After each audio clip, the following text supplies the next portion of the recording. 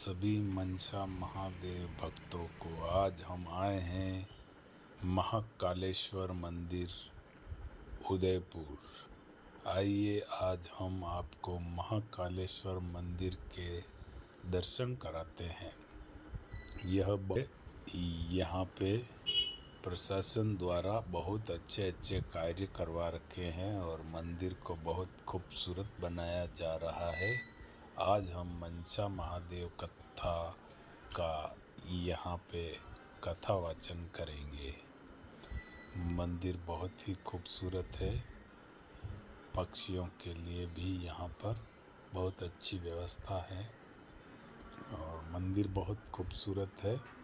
और ये अभी 5-10 वर्षों में ही तैयार हुआ है। बहुत ही यहाँ पर खूबसूरत कार्य किया गया है और ये गर्मियों में तपती गर्मी के लिए यहाँ पे चादर लगाई गई है। और ये देखिए बड़ा भारी भव्य मंदिर है। आज हम आपको महाकालेश्वर मंदिर के दर्शन कराएंगे।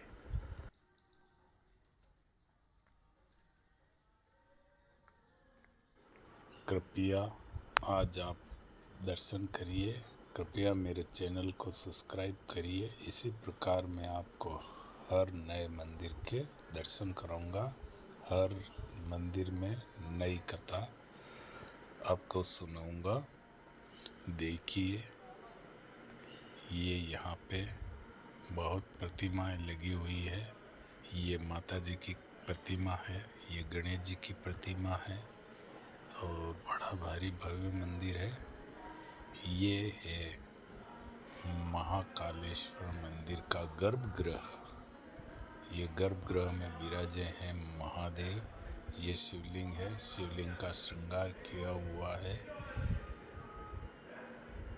अब हम शिवलिंग के पास जाके भी आपको आज के दर्शन कराएंगे। जय महादेव, जय महादेव।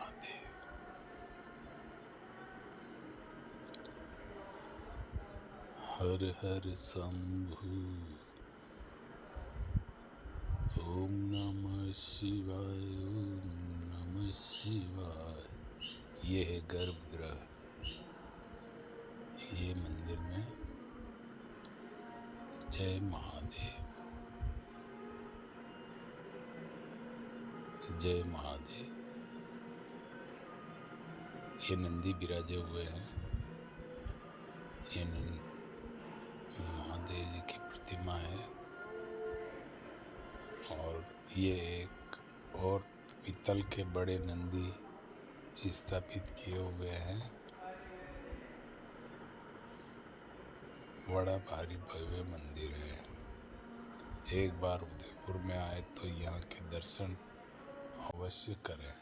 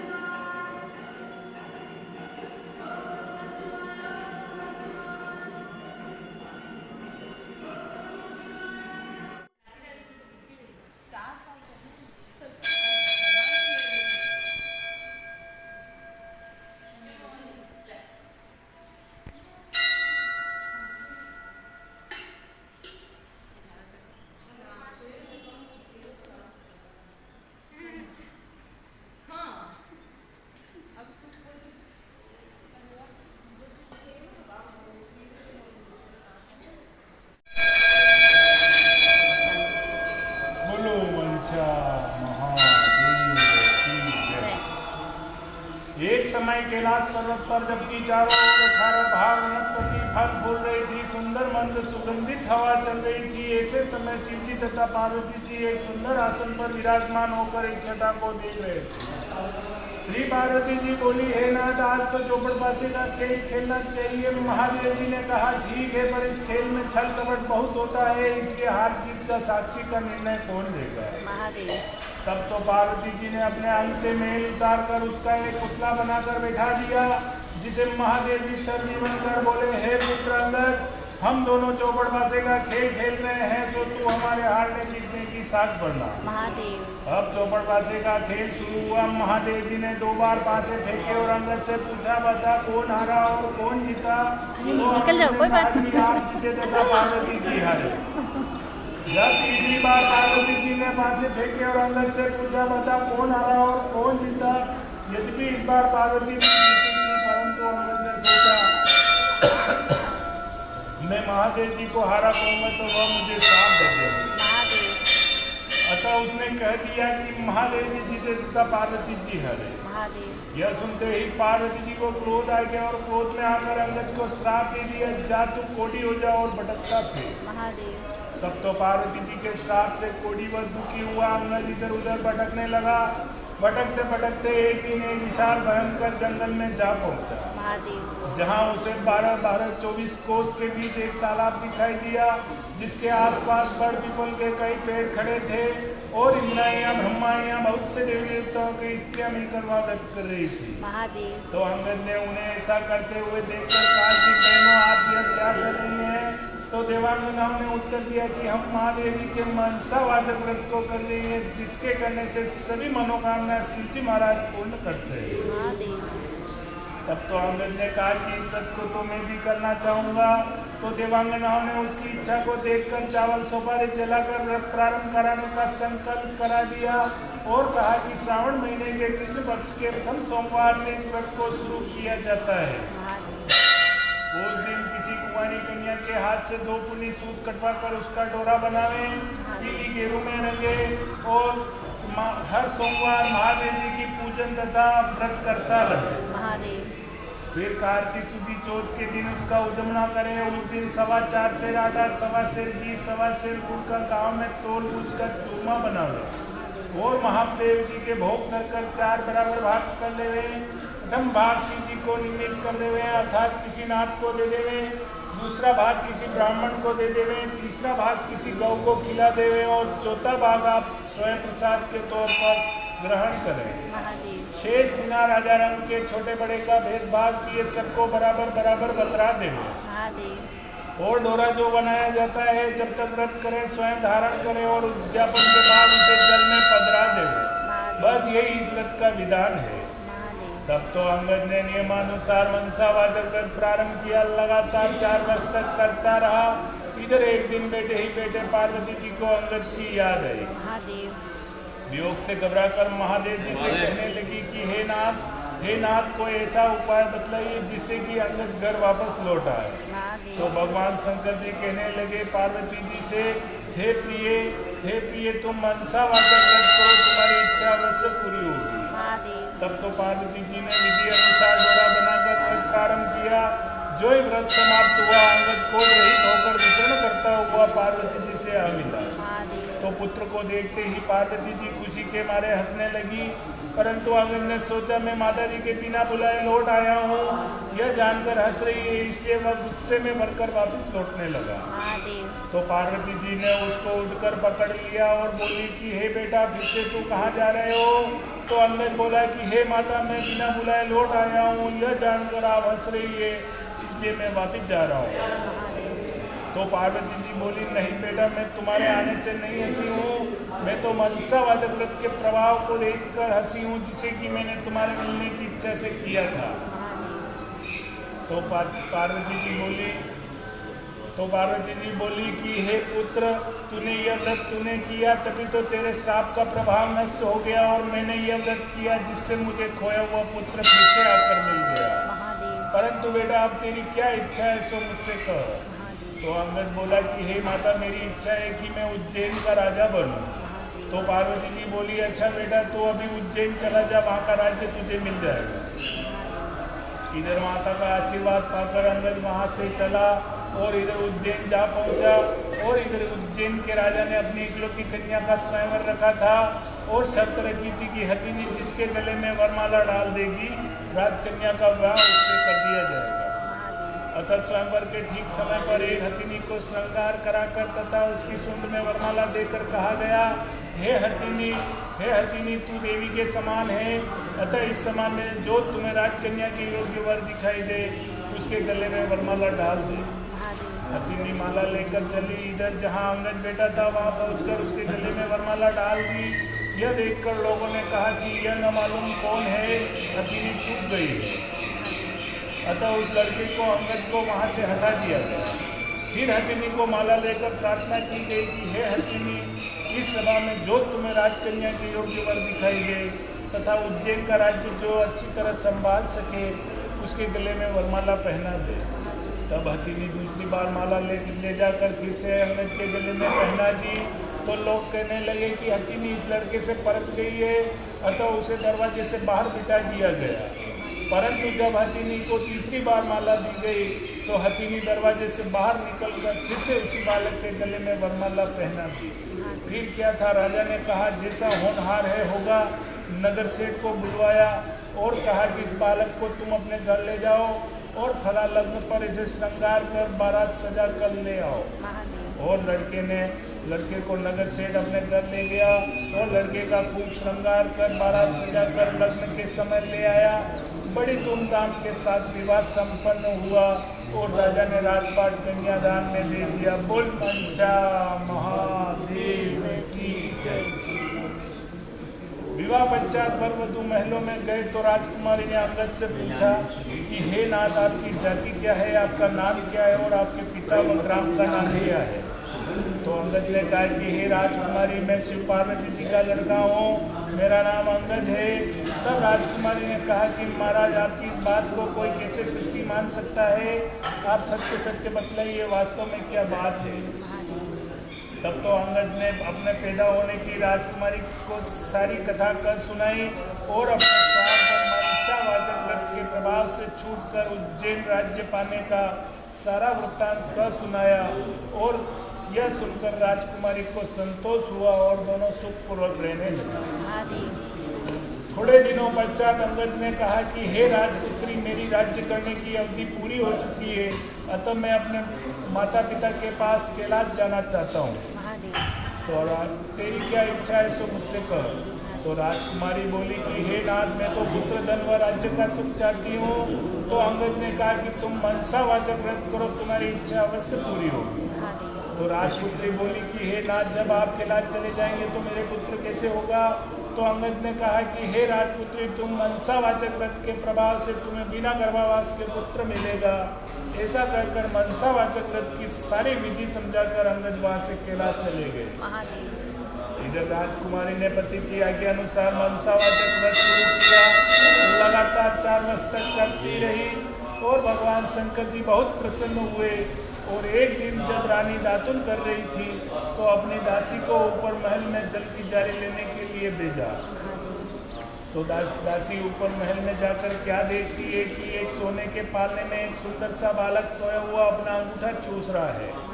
तब तो दासी ने दौड़ते हुए नीचे आकर रानी को सारा हाल कहा और ऊपर ले गई। अब रानी ने बालक को देखकर उठाकर छाती से लगा लिया और महादेव जी से प्रार्थना करने लगी कि हे नाथ, यदि आपने मुझे यह पुत्र दिया है तो मेरे स्तनों में दूध पैदा कीजिए। रानी के इतना कहते ही रानी के स्तनों में दूध भर आया और सारे नगर में खुशी छा गई और सभी मनसावाचक व्रत को सराहने लगे। और बालक का नाम फूलकुंवर रखा गया। धीरे धीरे फूलकुंवर बड़ा हुआ। अब सभी उसे राजकुमार कर पुकारने लगे। एक दिन राजकुमार ने अपने माता से पूछा कि हे माता, मेरे पिता कौन है, उनका नाम क्या है और इस समय कहाँ पर है। तो रानी ने कहा कि हे पुत्र, तेरे पिता का नाम अंगद है, वे महादेव जी के पुत्र है और इस समय कैलाश में है। तो राजकुमार ने कहा कि हे माता, मृत्यु लोक में इस बात को कोई कैसे सच्ची मान सकता है। तब तो रानी ने अंगद की उत्पत्ति और उनके श्राप व मनसावाचक व्रत के प्रभाव से छूटकर उज्जैन राज्य पाने की आदि बातें कह सुनाई और उनकी स्वयं की उत्पत्ति की आदि बातें कह सुनाई और कहा कि हे पुत्र, मनसावाचक व्रत करने वाले मनुष्य के लिए कोई भी बात असंभव नहीं है। यदि तुझे इसके पराक्रम का भान नहीं है तो तू स्वयं करके इसके फल को प्रत्यक्ष रूप से देख सकता है। तो फूल कुंवर कहने लगा कि हे माता, मेरी इच्छा है कि मैं चेदीराज की कन्या की जो दुनिया की सबसे अधिक सुंदर मानी जाती है उसके साथ मेरा विवाह हो। क्या इस व्रत के करने से ऐसा हो सकता है? तो रानी ने कहा कि हाँ पुत्र, तो इस व्रत के करने से तुम्हारी इच्छा अवश्य पूरी होगी। तब तो फूल कुंवर ने माता से संपूर्ण विधि पूछकर व्रत प्रारंभ किया और लगातार 4 वर्ष तक करता रहा। और भगवान शंकर जी बहुत प्रसन्न हुए और चेदीराज के स्वप्न में दर्शन देकर कहा कि हे चेदीराज, तुम मेरे कहने से अपनी राजकुमारी का विवाह उज्जैन के राजकुमार फूल कुंवर से कर दे। तो चेदीराज ने भगवान शिव जी के वचन सुनकर अपनी कन्या का विवाह उज्जैन के राजकुमार फूल कुंवर से कर दिया। अब तो फूल कुंवर भी राजा हो गया था। एक दिन राजा फूल कुंवर शिकार खेलने के लिए वन में गया और उसको कोई शिकार हाथ न आया और भूख प्यास के व्याकुल होकर एक बाग में आराम करने लगा। देव योग से वहाँ पर कोई ब्राह्मण आ पहुँचा और राजा को पंचांग सुनाया कि आज कार्तिक शुद्धि चौथ है, अर्थात मनसावाचक व्रत के उजड़ने का दिन है। तो राजा ने कहा कि हे विप्रराज, मुझसे तो भूल हो गई है, आप मुझे भी पूजन करा दें। तो ब्राह्मण ने पूजा के लिए शहर में रानी के पास खबर भेजी कि राजा साहब शिकार के लिए वन में ठहरे हैं। आज उनके कार्तिक शुद्धि चौथ के उजड़ने का दिन है, इसलिए 4.25 सेर आटा, 1.25 सेर घी, 1.25 सेर गुड़ का चूरमा बनाकर मंगवाया है। इस पर रानी ने सोचा कि फौज के कई आदमी साथ है, इतने से चूरमे से क्या होगा, इसलिए उसने गाड़ी भरकर चूरमा भेज दिया।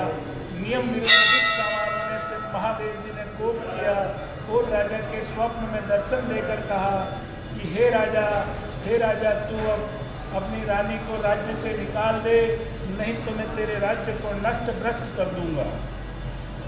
तब तो राजा ने प्रमाण अनुसार दोबारा चूरमा बनाकर व्रत पूरा किया और महादेव जी के कथन अनुसार रानी को महल से निकलवा दिया। अब रानी किले से रवाना हुई। थोड़ी दूर जाने पर उसे दीवान मिला।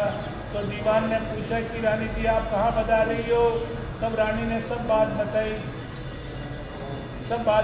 तब दीवान ने कहा कि मैं राजा साहब को 1-2 दिन में समझा कर मना लूँगा, तब तक आप मेरी हवेली में पधारें। रानी जो दीवान की हवेली में गई तो दीवान अंधा हो गया। तब दीवान ने भी हाथ जोड़कर कहा कि आप यहाँ से पधारिए। अब रानी वहाँ से रवाना हुई, आगे चली तो उसे नगर सेठ मिला। तो उसने भी यही कहा कि मैं राजा साहब को 1-2 दिन में मना लूँगा, तब तक आप मेरे घर में विराजिए। रानी नगर सेठ के घर में गई तो नगर सेठ की उंगलियाँ चलना बंद हो गई और कई तरह के उपद्रव होने लगे। तब तो नगर सेठ ने हाथ जोड़कर कहा कि आप यहाँ से पधारिए। अब रानी वहाँ से गई, आगे गई तो राजा जी का कुमार मिला। उसे भी देखकर दया आ गई और रानी को अपने घर ले गया। तो रानी के वहाँ जाते कुमार का हवा बैठ गया, सारे बर्तन फूट गए और कुमार स्वयं अंधा हो गया। तब तो कुमार ने भी रानी को वहाँ से चले जाने की प्रार्थना की। आगे जाने के बाद उसे एक माली मिला। तो उसने भी यही पूछा कि रानी जी, आप कहाँ बता रही हो? तब रानी ने सब बात बताई। तब रानी ने कहा कि राजा साहब ने मुझे गैस निकाला दिया है। तो माली को भी रानी पर दया आ गई। वह उसे अपने बाग में ले गया और कहा कि राजा जी का क्रोध शांत हो, तब तक आप मेरे बाग में रहिए। तो रानी के वहाँ जाते ही बाग के सारे पेड़ पौधे सूखकर जलने लगे और खेत कुओं का पानी सूख गया और माली को भी कम दिखने लगा। तब तो माली ने भी रानी को वहाँ से चले जाने को कह दिया। अब रानी के वहाँ निकलकर विचार करने लगी कि मुझसे ऐसा क्या पाप हो गया है कि मैं जहाँ भी जाती हूँ वहाँ सत्यानाश होने लगता है। ऐसा विचार कर रहा सोचते सोचते वह आगे चली तो क्या देखती है कि 2 रास्ते हैं। पूछने पर मालूम हुआ कि एक रास्ता 6 महीने का और एक रास्ता 3 दिन का। रानी 3 दिन के रास्ते से चली तो आगे रास्ते में उसे शिप्रा नाम की नदी मिली। शिप्रा तारा नाम की नदी मिली तो रानी ने दुख के मारे उसमें कूदकर आत्महत्या करनी चाहिए। जो ही रानी नदी के अंदर कूदी तो वह नदी भी सूख गई। आगे चलते चलते उसे एक पर्वत आया। रानी ने सोचा इस पहाड़ पर चढ़कर गिर पड़ूं। जो ही रानी पहाड़ पर चढ़कर गिरने लगी तो वह पर्वत भी जमीन के बराबर हो गया। महादेव। आगे जाने के बाद उसे एक सिंह दिखाई दिया। रानी ने सोचा इस सिंह को छेड़ूंगा मुझे खा जाएगा तो अच्छा है। जो ही रानी ने सिंह के ऊपर हाथ फेरा तो वह सिंह भी पत्थर का हो गया। आगे जाने के बाद उसे एक बड़ा भारी अजगर सर्प दिखाई दिया। रानी ने सोचा इस सर्प को छेड़ूंगा मुझे खा जाएगा तो अच्छा है। तो जो ही रानी ने सर्प को छेड़ा तो वह सर्प भी रस्सी का हो गया। महादेव। और रानी हार खाकर आगे चली तो क्या देखती है, आगे क्या देखती है कि एक बड़ा भारी पीपल का वृक्ष है। उसके पास एक सुंदर कुआं बना हुआ है और एक मंदिर बना हुआ है। रानी मंदिर में जाकर मुंह ढककर बैठ गई। ओम नमः शिवाय, ओम नमः शिवाय इस पंचाक्षरी मंत्र को जपने लगी। उस दिन कार्तिक शुक्ल चौथ के उजड़ने का दिन था और मंदिर का पुजारी आज गाँव में सामान लेने के लिए गया था। वहाँ पर उसको कुत्तों ने काट खाया। महादेव। तो पुजारी नाथ विचार करने लगा कि आज मेरे आश्रम में ऐसा कौन पापी आ पहुँचा है जिसके कारण यह उत्पात हुआ है। तो नाथ जी ने जब मंदिर में आकर एक स्त्री को बैठा देखा तो सोचने लगा कि आज मेरे आश्रम में ऐसा कोई डाकन या भूतनी आ गई है। तो रानी ने नाथ जी को देखकर विनयपूर्वक बोली कि हे महाराज मैं न तो कोई डाकन हूँ न भूतनी हूँ। मैं मानवी हूँ, आकाश की देवी जमीन की जेली एक की स्त्री हूँ। यदि आप मुझे धर्म की बेटी बनाओ तो मैं अपना सारा वेद कहूँ। नाथ जी ने यह स्वीकार कर लिया और रानी ने अपना सारा किस्सा कहा। तो नाथ जी और फिर वहाँ से जाने लगी। महादेव। तो वहाँ से जाने लगी तो भूख प्यास के वह चल नहीं सक रही थी। तो नाथ जी ने उजड़ने का एक बाग का लड्डू दिया और लड्डू को देखते ही रानी को व्रत की याद आई। इतने में नाथ जी ने कह दिया कि आज कार्तिक शुक्ल चौथ का दिन है, यह मनसावाचक व्रत का प्रसाद है। इसका नियम है कोई राजा हो तो भी अधिक प्रसाद न बनावे, इसलिए यह एक बाग का लड्डू है। तब रानी को समझ में आ गई कि मैंने चूरमा ज़्यादा भेजा था, इसलिए मुझ पर महादेव जी ने कोप किया है। महादेव। ऐसा विचार कर रानी ने नाथ जी से कहा कि हे महाराज इस व्रत को तो मैं भी करना चाहती हूँ। तब नाथ जी ने कहा कि यह श्रावण महीने का प्रथम सोमवार आ रहा है, उस दिन इस व्रत को तुम शुरू करना।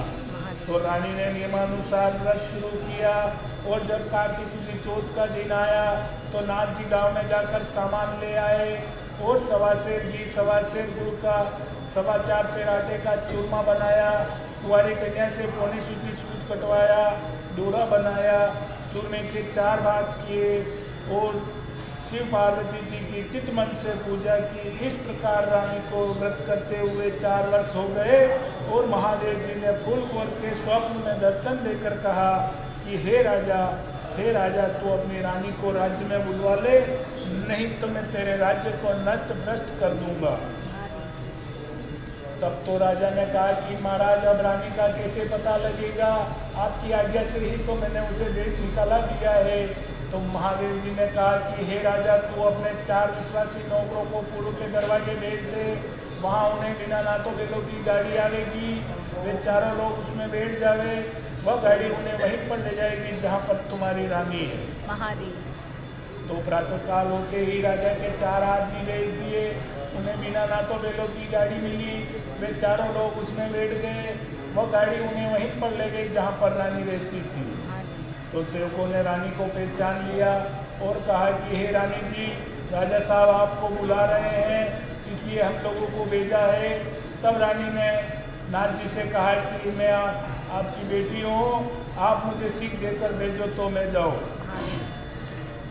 तब तो नाथ जी ने मिट्टी के हाथी घोड़े रथपाल की आदि बनाकर मंत्र के छींटे दिए, जिससे वह सच्चे हाथी घोड़े रथपाल की बन गए। तब रानी ने कहा कि हे पिताजी, रास्ते में मेरे छूने से कई जीवों का नुकसान हुआ है, उनका भी उद्धार होना चाहिए, नहीं तो मुझे पाप लगेगा। तब नाथ जी ने शिव जी का निर्मल्य स्नान कराया हुआ जल की जारी भर कर दी और कहा कि ये बेटी तू ओम नमः शिवाय कहकर जल की जारी का जिस पर छींटा डालेगी वह पुनः अपने असली स्वरूप को प्राप्त हो जाएगा। तब रानी जल की जारी लेकर नाथ जी से प्रणाम करने के बाद चारों सेवकों के साथ रथ पालकी में बैठकर रवाना हुई। चलते चलते उसे रास्ते में वह सर्प आया जो उसके छूने से रस्सी हो गया था। तो रानी ने ओम नमः शिवाय कहकर मन उच्चारण कर जल की जारी का छींटा डाला तो रस्सी बना हुआ सर्प बनकर फिर से चलने लगा। महादेव आगे वही सिंह जो पत्थर होकर पड़ा मिला। रानी ने उसके ऊपर ओम नमः शिवाय पढ़कर जो ही जल की जारी का छींटा डाला तो वह जीवित होकर गरजता हुआ वन में चला गया। आगे वही पहाड़ आया जो रानी के स्पर्श से जमीन में धंस गया था। तो रानी ने ओम नमः शिवाय कहकर जल की जारी का जो ही छींटा डाला तो वह पहले जैसा पर्वत हो गया। आगे जाते जाते उसे वह नदी आई जो रानी के स्पर्श से सूख गई थी। तो रानी ने ओम नमः शिवाय कहकर जो ही जल की जारी का छींटा डाला तो वह पहले जैसे गहरे निर्मल जल से बहने लगी। अब रानी ने पालकी फौज आदि को किले में भेज दिया। खुद उस बाग में गई जो उसके कारण सूख गया था। तो बागवान ने रानी को देखकर कहा कि हे रानी जी, आप फिर से क्यों आ रही हैं? पहले ही आपके कारण यह बाग सूख गया था। परंतु रानी के समझाने बुझाने के बाद माली ने फाटक खोला और रानी ने ओम नमः शिवाय कहकर जो ही जल की जारी का छींटा डाला तो बाग पहले जैसा अच्छा हरा भरा बगीचा हो गया। और वहाँ फिर से कोयलें बोलने लगी और नाना प्रकार के फल फूल दिखाई देने लगे और खेत कुओं का पानी भी सूखे हुए बाग में भी जल भरा है। अब रानी वहाँ से कुमार के घर पर गई जो अंधा हो गया था। तो रानी ने ओम नमः शिवाय कहकर जो ही जल की जारी का छींटा डाला तो कुमार की आंखें खुल गई और उसके आगे के सारे बर्तन सोने चांदी के हो गए। और अब कुमार ने कहा कि हे रानी जी, ये सोने चांदी के बर्तन हमारे पास कौन रहने देगा? तब रानी ने कहा कि इसमें से 4 बर्तन ले जाकर तू राजा जी को भेंट कर देना, शेष तू रखना, यह मेरा हुक्म है।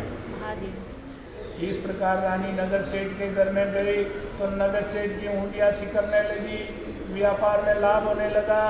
तब नगर सेठ ने कहा कि अंधता आपके पदार्थ से रिद्धि सिद्धि हुई है, अतः मैं खुशी से सारी नगरी को जुड़वाना चाहता हूँ। तो रानी ने बात मान ली और नगर में ढिंडोरा पिटवा दिया। कल किसी के घर में धुआं नहीं निकलेगा। अगर किसी का चूल्हा जला तो 101 रुपया जुर्माना होगा। आगे चलकर दीवान के यहाँ पहुँची तो उसकी दीवान की भी आंखें खुल गई, सर्वत्र आनंद छा गया। रानी साहिबा किले में पधारी तो राजा जी ने बड़ा भारी स्वागत किया और जलसा मनाया। दूसरे दिन नगर सेठ ने सारे नगर को जितवाया और रानी जी से महल में आकर प्रार्थना की कि हे रानी जी, आप भी आरोग्य। तो रानी ने कहा कि आज मेरे कार्तिक शुद्धि चौथ के उजलने का दिन है, इसलिए किसी भूखे को जिमवा कर जिमूंगी। परंतु सारे नगर के लोग तो नगर सेठ के यहाँ पर जीमने गए थे। ढूंढते ढूंढते धोबी घाट पर एक अंधी बहरी कोड़ी धोबिन भूखी पड़ी मिली। रानी की आज्ञा से उसे लाया गया, उसे स्नान कराया गया। स्नान कराते उसका सारा कोढ़ मिट गया और उसको रानी ने जो ही मनसावाचक व्रत की सारी कथा सुनाई। कथा सुनाते उसके लिए स्वर्ग से विमान आया और बूढ़ी धोबिन कथा सुनने प्रसाद लेने मात्र से सदैव के लिए वैकुंठ चली गई। इस प्रकार राजा रानी हर साल मनसावाचक व्रत करते रहे, संसार के सभी सुखों को भोगते रहे। उन अंत में पुत्र को राजगद्दी देकर शिवलोक सिधार गए। बोल मंचा महादेव की जय। इस प्रकार मनसावाचक व्रत अर्थात शिव पार्वती व्रत की बड़ी भारी महिमा है। श्रावण महीने के प्रथम सोमवार से कार्तिक शुद्धि चौथ का ये सर्व मनोवांछित फल देने वाला है। बोल मंचा महादेव की जय।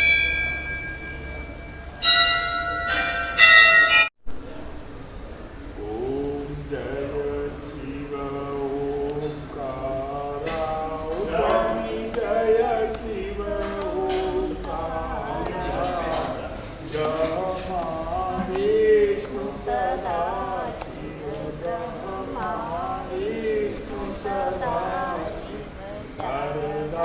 शिव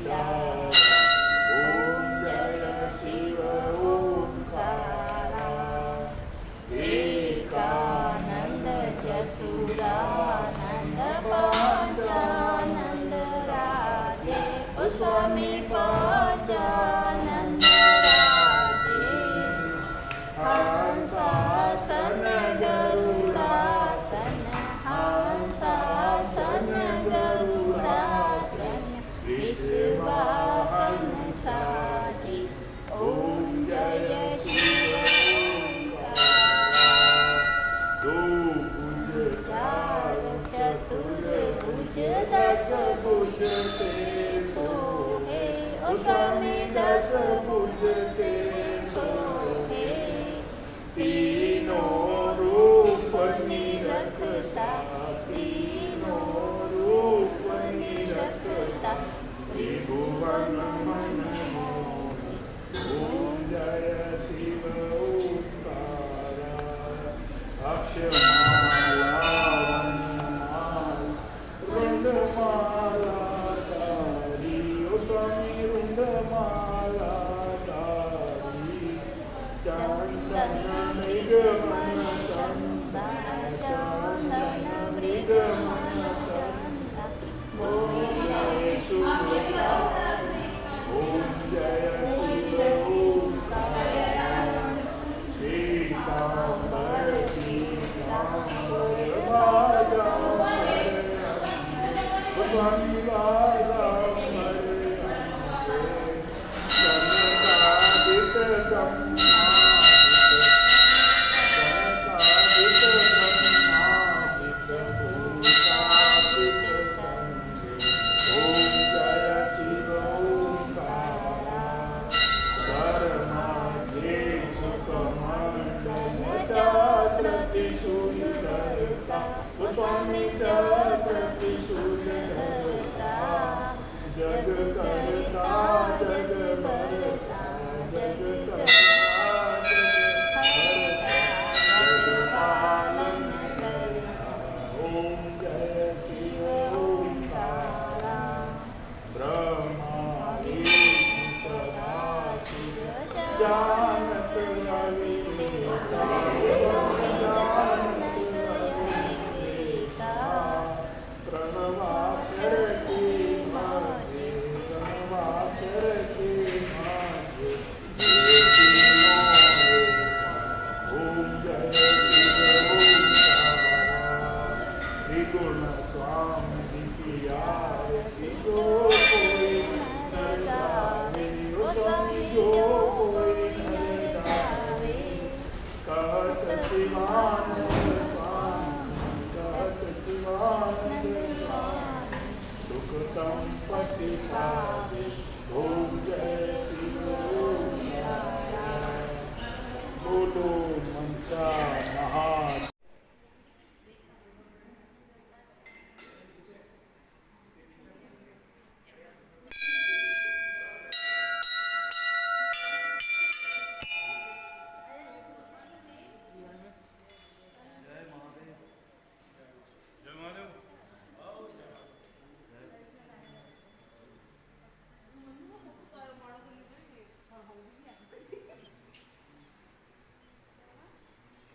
इसी प्रकार वीडियो देखते रहें, मनसा महादेव कथा देखते रहें। मैं आपको आगे भी बताता रहूँगा। और आज की कथा यहीं समाप्त करते हैं। चैनल को सब्सक्राइब करें।